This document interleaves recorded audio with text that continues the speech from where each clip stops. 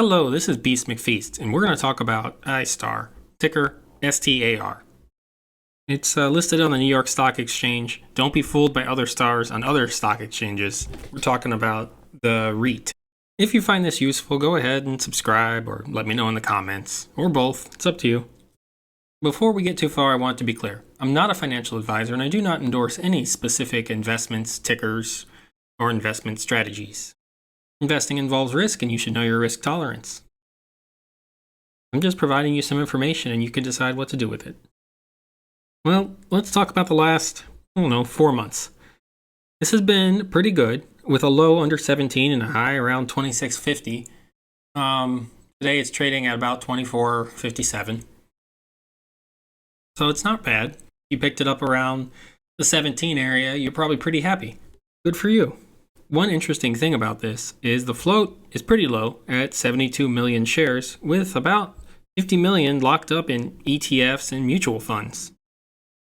The short interest as a percent of float is 24%, or, 16.5 million shares, which you'll note is most of the tradable float.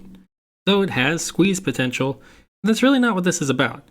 I think STAR is going to recover from this bounce and probably rocket pretty high.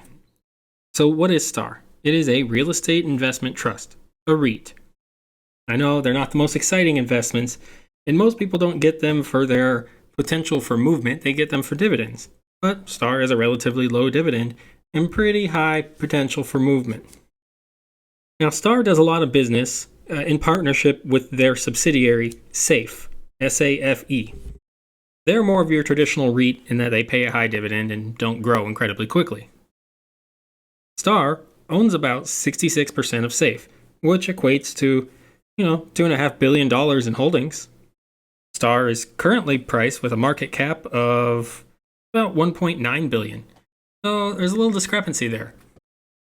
And that's what initially attracted me to this, and so far, my thesis has been correct, and I've profited pretty well.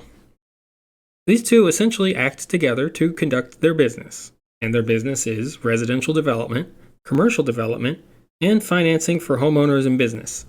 Another important part of their activities is ground leasing, where they essentially buy the land from under existing businesses that need money immediately and then rent that land back to them, which is pretty great. I mean, they don't have to pay any development costs. They just buy already existing land that has buildings on it.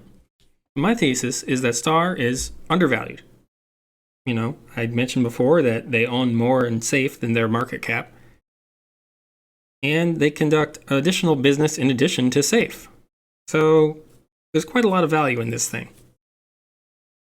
They have a high debt, which might be scaring a lot of investors off. This is actually a common problem in REITs and lenders. And, I welcome you to go ahead and check out other lenders like Rocket Mortgage and United Wholesale Mortgage Company, or just any other wholesale mortgage debt holders. You'll notice that they hold debt well above their ability to pay off in the short term. So looking at EPS, this would be a terrible pick. But REITs don't use EPS. They use FFO, which is funds from operations. Last quarter, it was 0.16. So they're actually in the positive. If you look at EPS, they're in the negative. Near as I can tell, this is undervalued by about $1 billion when you consider their totality of assets and liabilities. So, how am I playing this? Well, I already have leaps, and I took profit, so I'm pretty happy. What I'm doing now is I'm running a poor man's covered call to get monthly premium essentially equal to what I paid for the leaps, which is really nice. Go ahead and let me know in the comments how you might play this, or if you're in it, let me know how it's going. And if you want to know about how to run a poor man's covered call, go ahead and click the card at the top of the page. So I am 5 out of 5 bullish on this. I am very excited for this. Short interest potentially exceeds the real float, which provides some short-term squeeze potential, which I appreciate. Though that's really not why I'm interested in this. It's just a nice bonus. Long-term, STAR has been paying down their debt pretty quickly. And most analysts are predicting a 12-month price target in the $30 range. I view this as a pseudo-COVID recovery play that is also benefiting from a hot housing market.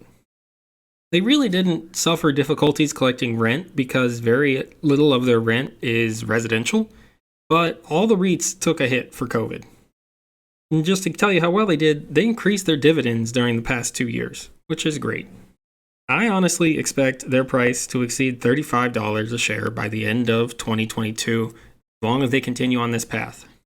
Thank you for watching. Please, like, subscribe, leave any questions or trigger recommendations in the comments. Good luck. Get rich. Bye.